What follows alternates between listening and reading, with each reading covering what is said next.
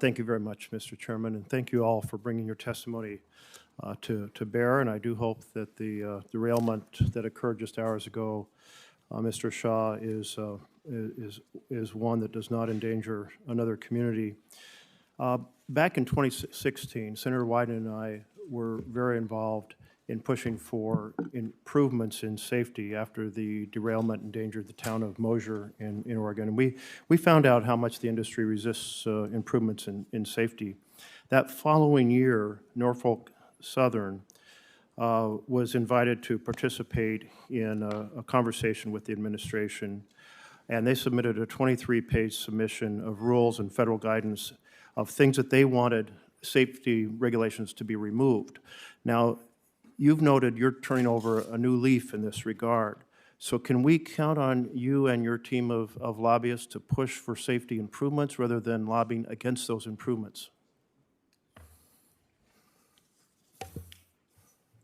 Yes, Senator, I share your concern and your focus. I don't share my concern. I just want to know, will your team lobby for safety improvements rather than against them? Senator, we will continue to follow science. We will continue to follow data. There are actually a number of areas in which we have invested in safety systems well above government regulation. I'll ask you to submit that for the record. I just really thought when you said turn over a new leaf that I thought you were saying you were going to now support safety regulations. I'm sorry you can't tell this crowd here today that would like to hear that is the case. 3 years ago, Norfolk Southern cut 5 positions in East Palestine that oversaw maintenance of equipment detectors that are used to determine or monitor boxes that measure, sometimes they're called hot boxes, that measure things that are going wrong on the track, including bearing temperature. There's initial reports that defective bearings or overheating bearings may well have been the cause of this particular accident. Will you pledge today to quit eliminating positions and sensors that oversee track conditions, like removing the folks who monitor the hot boxes, and instead add and support those monitors so that when there is something like an overheating bearing, it gets detected and the train gets stopped rather than crashing or derailing? Senator, the NTSB report indicated that all of the hot box detectors were working as designed. And earlier this week, we announced that we are adding approximately 200 hot box detectors to our network. We already have amongst the lowest spacing between hot box detectors in the industry, and we already have amongst the lowest thresholds. I'm delighted to hear that you're adding those back. Thank you.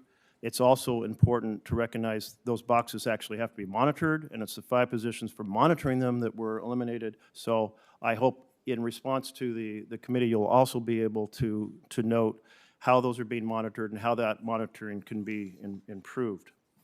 My last question here is that in 2021, your company did $3.1 billion of stock buybacks, and in 2022, $3.4 billion of stock buybacks.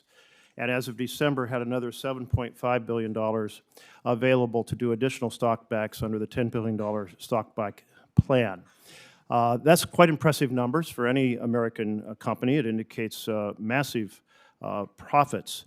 Will you pledge today that you will do no more stock buybacks until a raft of safety measures have been completed to reduce the risk of derailments and crashes in the future? Senator, I will commit to continuing to invest in safety.